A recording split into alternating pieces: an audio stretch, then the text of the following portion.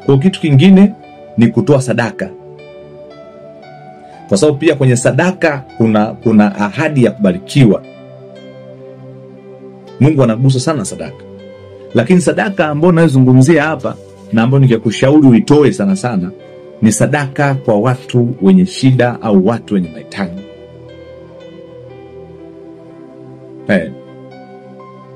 Kuna wengine wanasemaga, wengine watasema mtumishi wa Mungu, mbona tunatoa sadaka sana?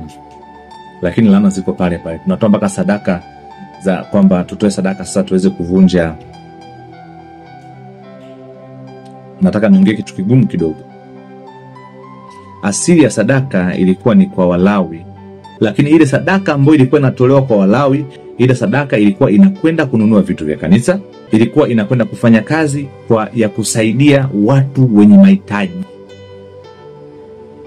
Lakini pia sadaka hizo zilikuwa zinagawanywa kwa ajili ya makuhani, ambao kwa leo tunaita ni wachungaji, maaskofu na watu wengine.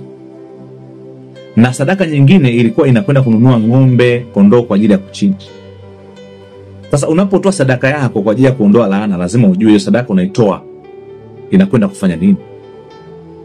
Na hata watumishi wa Mungu tunaposema tunapokea sadaka kwa ajili ya kufuta laana, hizo sadaka zinakwenda kufanya nini? Neno gumu kidogo. Kwa watumishi wa Mungu wengine hawezi kuelewa, wengine hapa mtakasirika, lakini sadaka ya kwenda kufuta laana inatakiwa iwe ni sadaka. Ikiwezekana mwenyewe nenda katoe sadaka kwa watu wenye uhitaji. Fanya matendo ya huruma, ombe Mungu, ni sadaka yangu, ninaomba unapowakumbuka hawa watu, basi kumbuka na sadaka yangu. Kama ulivyokumbuka sadaka ya Kornelio mtumishi wako. Kwa sababu unapomgusa mtu mwenye uhitaji, unamgusa Mungu.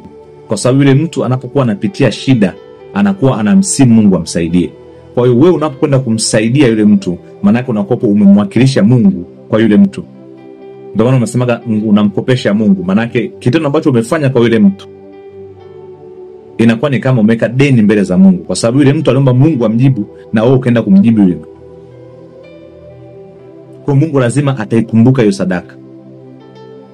Kwa unapotoa hiyo sadaka unanenea kwamba Mungu, naitoa sadaka, ninaomba iende ikatakase. Utakaso sio kile kiwango cha pesa, ule moyo wako wa kutoa ile sadaka. Na kwa yule mtu ambaye unakwenda kumsaidia, Mungu anapoyakumbuka maombi yule mtu, basi akakumbuke ukoo wako, familia yako na watoto wako, na akaweza kukubariki.